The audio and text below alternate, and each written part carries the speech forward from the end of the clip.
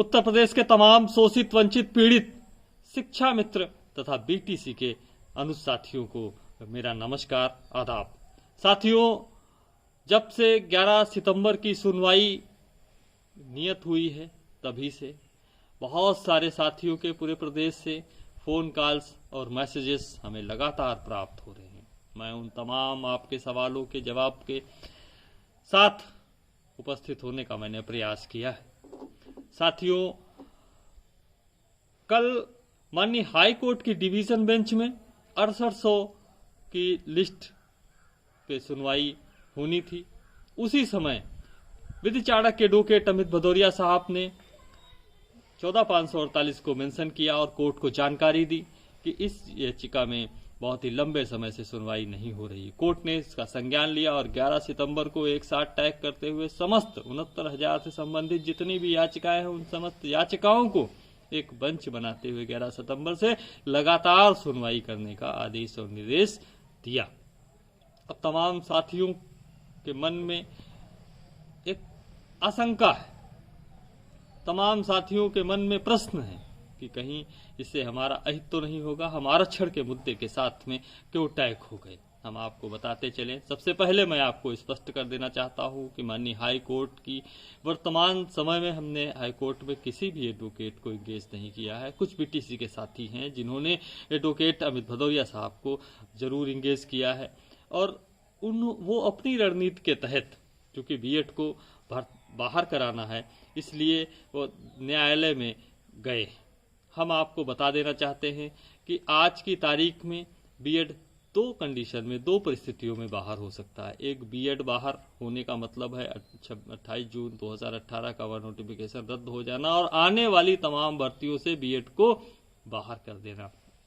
वो तो स्वतः ही बाहर हो चुका है माननीय सर्वोच्च न्यायालय के आदेश से।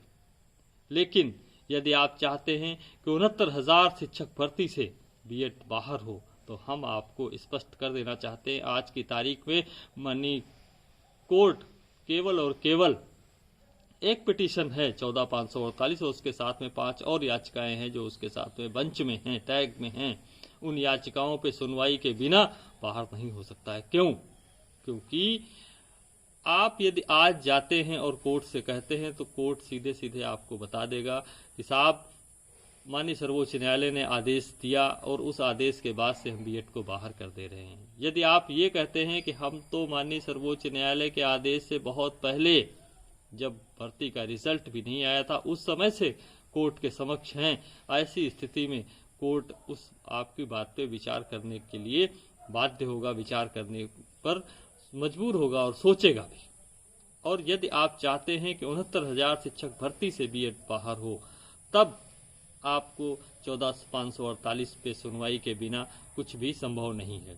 और आपको हम बहुत अच्छी तरीके से या बता देते हैं, हम भले ही इस केस में अभी इन्वॉल्व नहीं है, इंगेज नहीं है, लेकिन पूरे मामले के ऊपर हमने अपनी पैनी नज़र, हमारी पूरी टीम ने पैनी नज़र बना के रखी हुई है।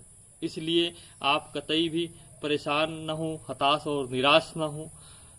जिस समय माननीय सर्वोच्च न्यायालय के डिवीजन बेंच में 11 सितंबर को सुनवाई होगी, उसके आगे की जो कंडीशन और जो स्थितियां बनेगी उसमें अवश्य ही, क्योंकि 14,548 की जो प्रेयर है वह प्रेयर बीएड को बाहर करने की, 28 जून 2018 के नोटिफिकेशन को क्वेश करने की और 23वां जो संशोधन है उसको रद्द करने की मांग करती है। उसके साथ में अरुण दीक्षित के नाम से भी पिटीशन है और उस पिटीशन में भी 24वां 25वां संशोधन भी चैलेंज है। तो ये मसाला तो है आपके पास में, पर्याप्त मसाला है, लेकिन इसमें धैर्यपूर्वक आपको इस पूरे प्रकरण में धैर्य बनाने की आवश्यकता है। बहुत ज़्यादा आप किसी भी मामले को बहुत ज़्यादा तूल देने की आवश्यकता नहीं है। अभी हम लोग, हमारी और टीम वेट एंड वॉच की कंडीशन में है। जब बीएड बाहर होगा उसके बाद से हम अवश्य हमारा रोल शुरू होगा। अभी तो हम उन लोगों का सहयोग करने का हमारी मंशा है जो लोग अभी हाईकोर्ट में लड़ रहे हैं। उनको यदि कोई विधिक सलाह की जरूरत होगी तब भी देंगे, या कोई स्ट्रेटेजी अगर बनानी होगी तो यदि वो चाहेंगे तो हम अवश्य उनका साथ देने के लिए उनके साथ कंधे से कंधा मिलाकर खड़े रहने का अवश्य हम प्रयास और प्रयत्न करेंगे। हम आप तमाम साथियों को ये आश्वस्त कर देना चाहते हैं कि आज की तारीख में हमारे पास खोने के लिए कुछ भी नहीं है। जो भी है वो केवल और केवल पाने के लिए है। दो कंडीशंस बन रही हैं, दो परिस्थितियां बन रही हैं। एक परिस्थिति में बीएड को आने वाली तमाम भर्तियों से बाहर करना, और दूसरी परिस्थिति बन रही है बीएड को 69,000 शिक्षक भर्ती से बाहर करना। हम दूसरी परिस्थिति पे काम करना चाहते हैं। हम दूसरी परिस्थिति पे उसको हम ज़्यादा अपने अनुकूल समझते हैं। क्योंकि उसी से हमारे तमाम उन साथियों को एक लाभ की, एक उम्मीद और एक आशा की किरण दिख सकती है। ऐसी स्थिति में समय तो लगेगा, और बहुत सारे साथी ये आपको कहने का काम करते हैं कि जो लोग नौकरी कर लिए, नौकरी जिन्होंने पाली, वो भर्ती से बाहर नहीं हो सकते हैं। तो हम आपको बता दें, उसका जीता जागता उदाहरण मैं आपके समक्ष बैठा हूँ। हम लोगों ने नौकरी की, हम लोगों ने वेतन उठाया, हम लोगों ने वो सारी अध्यापक की सारी सहूलतें और सारी सुविधाएं ली, और बीटीसी भी थे हम लोग, टीटी पास भी थे। उसके बावजूद भी तमाम शिक्षा मित्रों को नौकरी से हाथ धोना पड़ा। 8,000 से ज्यादा हमारे साथी काल के गाल में समा गए। इसलिए हम आपको बताते चलें कि कोर्ट नियम और कानून पे चलता है। माननीय सर्वोच्च न्यायालय का जो जजमेंट है, उस जजमेंट में स्पष्ट रूप से लिखा हुआ है कि बीएड के लोगों के रहने से क्वालिटी एजुकेशन प्रभावित होती है, और बीएड के लोगों ने अभी तक कोई ब्रिज कोर्स जैसी स्थिति भी, कोर्स भी नहीं किया हुआ है। इसलिए अगर आगामी भर्तियों में क्वालिटी प्रभावित होगी, तो जो भर्ती 69,000 शिक्षक की हो गई है, क्या उसमें क्वालिटी प्रभावित नहीं हो रही है? और संख्या बढ़ गई थी, इसलिए उन्होंने पासिंग मार्क लगा दिया। यदि संख्या घट जाएगी तो ऐसी कंडीशन में आप क्या करेंगे? 35,000 34,000 संख्या जो है वो जिस वक्त घटेगी, उस समय आप क्या करेंगे? तो अभी आप बहुत ज्यादा हतोत्साहित ना हो या बहुत ज्यादा डिमोलाइज ना हो। आप धैर्यपूर्वक अभी देखिए कि खेल किस तरफ जा रहा है। साथियों, जिस समय भी उचित मौका होगा, उचित अवसर होगा, उस समय हम अपनी तर्कस से तीर निकालने का अवश्य काम करेंगे। अभी हमारी टीम की यह स्ट्रेटेजी है कि जो लोग केस को लड़ रहे हैं या बीटीसी के जो साथी हैं, हम उनका सहयोग करेंगे। बाहर बैठकर उन्हें अगर हमें परामर्श देना है तो हम परामर्श देंगे। यदि उन्हें आवश्यकता है किसी अन्य सलाह की या किसी अन्य स्ट्रेटेजी की, तो उसमें भी हम साथ देंगे। इसलिए अभी तक जो भी हुआ है, मेरी अब तक की जानकारी के अनुसार जो मुझे पता है, अभी तक की जो भी हुआ है वो हमारे और आप सभी के पक्ष में है।